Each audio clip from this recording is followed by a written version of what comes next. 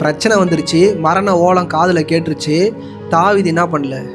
ஆண்டவரே என்னை காப்பாத்துன்னு எடுத்தோடனே வாயை திறந்து பேசலை. முதல் காரியம், பிரச்சனைகள் மத்தியில், போராட்டங்கள் மத்தியில் நம்மை நாமே நிதானித்து பார்த்து நம்மளை புடமிட வேண்டியது முதலாவது முக்கியம். ரெண்டாவது, நம்மை பரிசுத்தம் பண்ணிக்கொள்ள வேண்டியது மிக மிக அவசியம். மூணாவது தான் நம்ம தேவைக்கான ஜபத்தை நீங்கள் ஏறெடுக்க வேண்டியது முக்கியம்.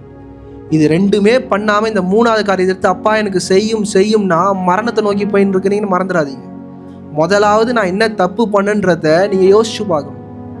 நான் எங்கே தப்பு பண்ணேன், எந்த இடத்துல மிஸ்டேக் பண்ண, கர்த்தருக்குள்ளே தன்னை திடப்படுத்தி கொள்வதுனா நான் எங்கே விழுந்தன்றதை தாவீது ரியலைஸ் பண்ணுறான். இன்னைக்கு புதிய ஏற்பாட்டில் ஆண்டவர் தான் சொல்கிறார், அறிக்கை செஞ்சு என்ன பண்ணுங்க, விட்டு விடுங்கள். ஏன் அறிக்கை செய்யணுன்றாருன்னா, அந்த உணர்வே இல்லாமல் ஆண்டவரே என்னை மன்னிச்சிடுங்கன்றதை தேவனாகிய கர்த்தர் அக்செப்ட் பண்ணிக்க மாட்டார்.